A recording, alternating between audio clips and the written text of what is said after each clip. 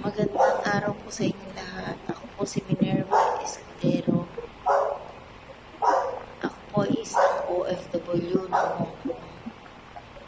Nagkaroon po ng malaking problema sa Hong Kong. At isa po sa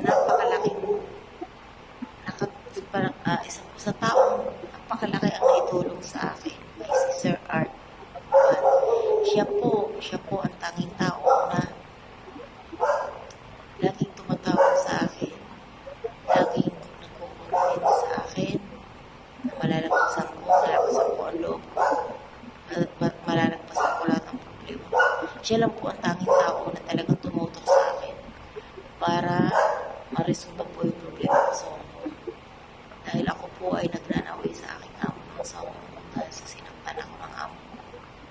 Iwan ko po lahat ang gamit ko. Hindi ko po makuha kahit po ang pulis ng Hong Kong. Wala pong nagawa para makuha ang aking mga gamit.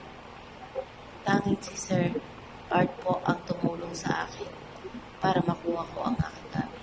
Kinausap niya po ang mga matataas na officer sa OWA dito sa ating Philippine Consulate ng Hong Kong. Kinausap niya po yan para ako ay agarang matulungan nila sa aking sitwasyon kasi po ako ay talagang na-depress. Sobrang depression ang nangyari sa akin sa Hong Kong kasi po lahat ng gamit tulong ko nasa amo ko, hindi ko makuha-kuha.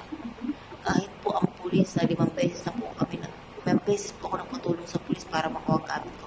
Wala pong nagawa ng mga Hong Kong pulis. Sa awa naman po ng Diyos, nakuha ko naman po ang mga gamit ko sa tulong ni Sir Art dahil nasa kinausap niya ang mga tao, ang mga officers, ang mataas na officer sa OWA para ako matulungan makuha ang mga gamit ko. Nakuha ko naman po after more than 2 weeks, nakuha ko po lahat ng gamit ko sa amo.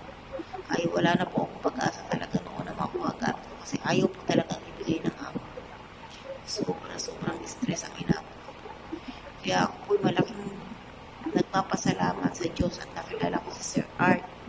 Siya lang po ang taong nagpursige para makuha ko ang gamit ko at ako'y matulungan makauwi sa Pilipinas. Kaya Sir Art, maraming salamat po sa tulong. Hanggang ako po nabubuhay, hindi ko makakalimutan